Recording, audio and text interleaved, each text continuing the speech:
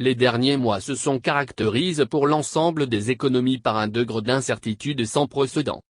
La conjonction de la pandémie de Covid-19 et des menaces climatiques accrues a exacerbé les vulnérabilités et les problèmes de développement de l'Afrique. Durant cette phase de forte turbulence, la dimension de l'action des collectivités locales est sortie paradoxalement confortée et renforcée de la crise sanitaire. Dans cette perspective, les plans de relance de l'économie se doivent d'intégrer les objectifs environnementaux et climatiques afin de rendre les sociétés et les économies plus résilientes aux futurs chocs prévisibles.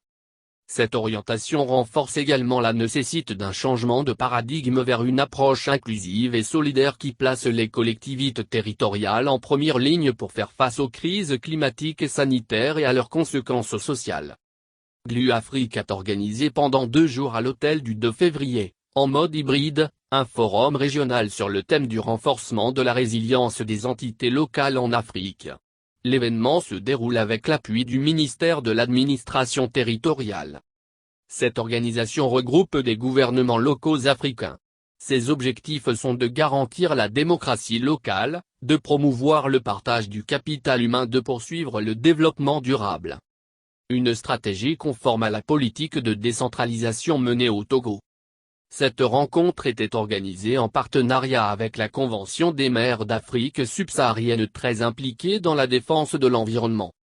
Le Togo veut devenir la principale place de la finance climatique sur le continent. Le forum bénéficia du soutien d'Expertise France, du PNUD, de la BAD et de la BIDC, notamment. La rencontre visait à examiner les conditions à remplir en vue de l'amplification de l'investissement climat au sein des collectivités territoriales de l'espace UMOA.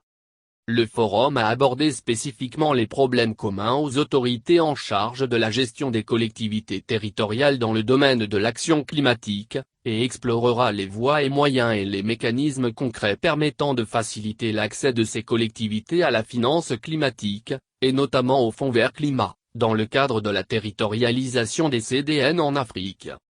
De nombreux intervenants se sont succédés à la tribune: Peyadoa Boukpessi, ministre togolais de l'administration territoriale, son collègue qatari Foli Bazi de l'environnement, Joaki Aksan Eguen Tasso Villalonga, ambassadeur européen au Togo, Jocelyne Caballero, ambassadrice de France au Togo, Abdoulaye Diop, président de la commission de l'UMOA, Serge Ecu, président de la BAD, Georges Doncor, président de la BID, Kaliou M.